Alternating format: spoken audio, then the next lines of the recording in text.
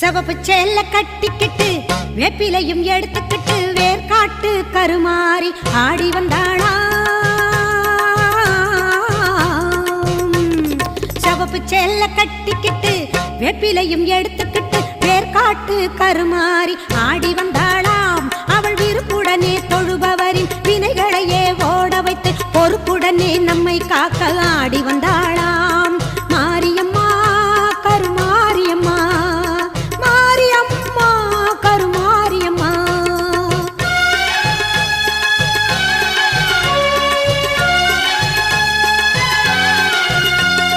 சிறப்புடனே பவனி வந்து சிந்தையிலே கூடி புகுந்து, சிறப்புடனே பவனி வந்து சிந்தையிலே கூடி புகுந்து கருணை உள்ளம் கொண்டு நம்மை காக்க வந்தாளாம்.